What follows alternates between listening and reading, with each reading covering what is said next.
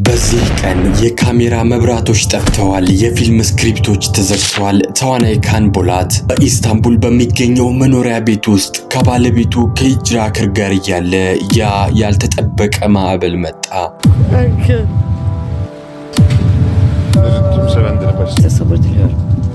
አብሮት የሰሩት ተዋናዮችም ሆነ በሚሊዮኖች የሚቆጠሩ አድናቂዎቹ ይህ ሰው በውስጡ የጤና እክል እንዳለበት አያውቁም ነበር። በቅርቡ በየካቲት 2026 ዓ.ም ከተሰማው አሳዛኝ ዜና በኋላ በዓለም ዙሪያ የሚገኙ በርካታ የቱርክ ድራማ አፍቃሪዎች በከፍተኛ ሐዘን ላይ ይገኛሉ።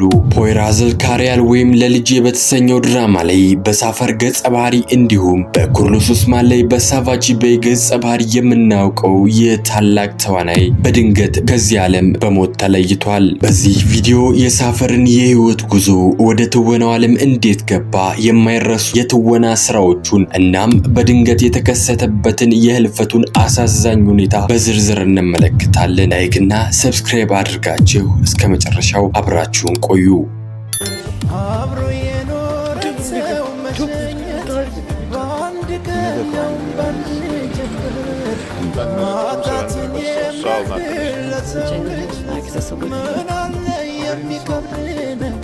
ካንቦላት ህዳር 4 ቀን 1980 እንደ አውሮፓውያን በቱርክ ሰሜናዊ ምዕራብ በሚገኘውና የተፈጥሮ ውበት በተቸረው ዲዘርት በተባለ ውብ ከተማ ተወለደ። ያደገበት አካባቢና ቤተሰቡ ለጥበብና ለባህል የነበራቸው ቅርበት ገና በልጅነቱ ለትወና ዓለም ልዩ ፍቅር እንዲያድርበት አድርጎታል። የልጅነት ዘመኑ በዱዜጅ ከተማ ያሳለፈ ሲሆን በትምህርት ቤት ቆይታው ወቅት በተለያዩ የቲያትር ዝግጅቶችና ስነ ጽሑፋዊ እንቅስቃሴዎች ላይ በንቃት ይሳተፍ ነበር። ገና በታዳጊነቱ በዙሪያው ያሉትን ሰዎች እና ገጸ ባህሪያት የማስመሰል ድምጻቸውን የማስመሰልና በግልጽ የመግለጽ ተፈጥሯዊ ችሎታ ነበረው። ይህ ተፈጥሯዊ ስጦታ ወደፊት ትልቅ ተዋናይ እንደሚሆን የመጀመሪያውን ጠቋሚ ምልክት አሳይቷል።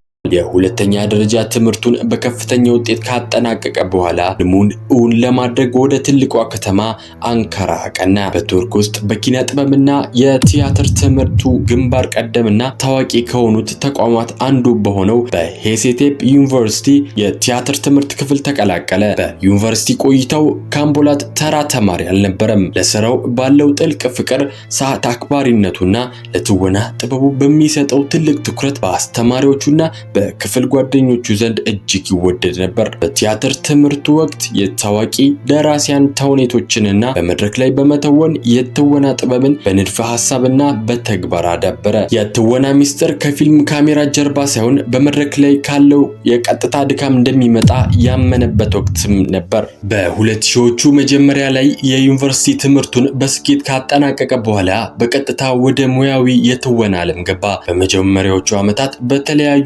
የቲያትር ቡድኖች ውስጥ በመካተት በመድረክ ላይ ጠንካራ ልምምድን አካበተ። በ2004 ዓ.ም ለመጀመሪያ ጊዜ በቴሌቪዥን መስኮት ላይ ብቅ በማለት በትናንሽ ድራማዎች ላይ መሳተፍ ጀመረ። የትወና ጥበቡን ሳያቋርጥ ለማሳደግ ባደረገው ጥረት በአጭር ጊዜ ውስጥ የታዋቂ አዘጋጆችና ዳይሬክተሮችን ትኩረት ሳበ። ይህ የልጅነት ህልሙ የጽናትና የትምህርት ውጤት የሆነው ጉዞ በኋላ ላይ በቱርክ የፊልም ኢንዱስትሪ ውስጥ ስሙን በወርቅ ቀለም እንዲጽፍ ያደረገውን ትልቅ በር ከፈተለት። የካንቦላት የትወና ህይወት በርካታ ስኬታማ ድራማዎችን ያካተተ ነው። የመጀመሪያው ትልቅ እውቅናን ያገኘበት ድራማ ሃሲ ሲሆን በዚህ ድራማ ላይ ያሳየው ትወና በተመልካቾች ዘንድ ተወዳጅነትን አትርፎለታል። ነገር ግን የካንቦላት የትወና ህይወት ከፍተኛ ደረጃ ላይ የደረሰው ፖይራዘል ካሪያል በተሰኘው ተወዳጅ ድራማ ላይ ነው። በዚህ ድራማ ላይ የተወነው ሳፈር የሚባል ገጸ ባህሪን የተመልካቾችን ልብ እጅግ ነክቶ ነበር። ሳፈር ጠንካራ፣ ታማኝና ፍቅርን አጥብቆ የሚወድ ሰው ሆኖ የተሳለበት መንገድ የብዙዎችን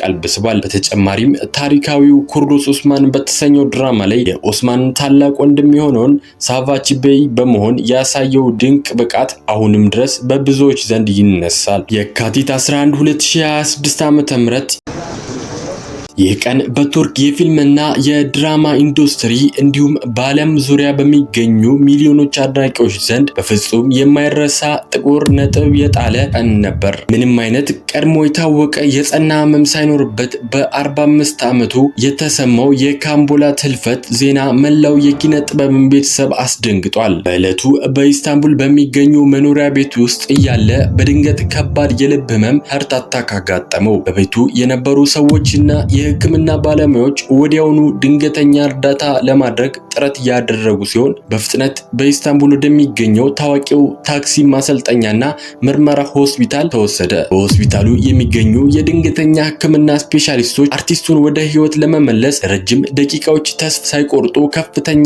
የህክምና ጥረት አድርገዋል። ነገር ግን የልብ ህመሙ እጅግ ከባድ በመሆኑ ሁሉንም ጥረቶች አክሽፎ የካምቦላት ጎርኬምን ህይወት ማለፉ በይፋ ተረጋገጠ። የሞቱ ዜና በቱርክ ዋና የዜና አውታሮች ማለትም በሾ ቲቪ፣ በሲኤንኤን ቱርክና በጋዜጦች ላይ በሰበር ዜናነት መሰራጨት ሲጀምር ብዙዎች ዜናውን ማመን አቅቷቸው ነበር። አድናቂዎቹ ምናልባትም እንደ ቀድሞ ጊዜ በድራማ ላይ የተወነው ገጸ ባህሪ ሞት ወሬ ይሆን በማለት ለማጣራት ቢሞክሩም አሳዛኙ እውነት ግን ተረጋገጠ። ተዋናዩ በምድር ላይ ያለውን ጉዞ በይፋ አብቅቷል። የሐዘኑ ዜና ከተሰማ ደቂቃ ጀምሮ ማህበራዊ ሚዲያውን በሐዘን መግለጫ ተሞላ።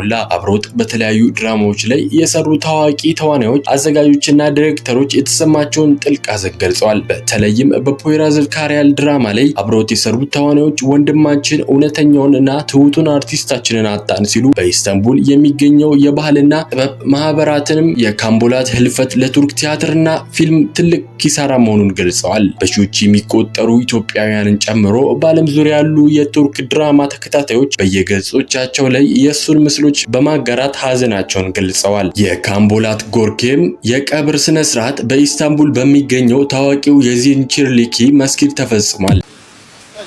በስነ ስርዓቱ ላይ ቤተሰቦቹ፣ የቅርብ ወዳጆቹ፣ የኪነ ጥበብ ባልደረቦቹና በርካታ አድናቂዎቹ ተገኝተው የመጨረሻ ሽኝት አድርገውለታል። በቀብሩ ወቅት በባልደረቦቹ ፊት ላይ ይታይ የነበረው የእንባና የድንጋጤ ስሜት ካምቦላት በሰዎች ዘንድ ምን ያህል ይወደድና ይከበር እንደነበር ማረጋገጫ ነበር። በ45 ዓመቱ በድንገት የተቀጨው ይህ ታላቅ ኮከብ ምንም እንኳን በአካል ቢለየንም በተወናቸው ድንቅ ስራዎቹና በሰው ዘንድ በተከለው መልካም ስሙ ዘላለም ሲታወስ ይኖራል። አዎ ካምቦላት ጎርኬም በ45 ዓመቱ በድንገት ከአካላችን ቢለይም ለቱርክ ኪነ ጥበብ ያበረከተው አስተዋጽኦና በስክሪን ላይ የተወነው ድንቅ ገጸ ባህሪያት በልባችን ውስጥ ዘላለም ሕያው ሆነው ይኖራሉ። እሱ እንደ ሳፈር በፍቅርና በታማኝነት፣ እንደ ሳቫቺባይ በጀግንነትና በቁርጠኝነት ያሳያቸው ትዕይንቶች ሁልጊዜም ሲታወሱ ይኖራሉ። ጥበብ ሰዎችን ከሞት በኋላ ሕያው አድርጋ የምታኖረው እንዲህ ባሉ ታላላቅ ከዋክብት አማካኝነት ነው።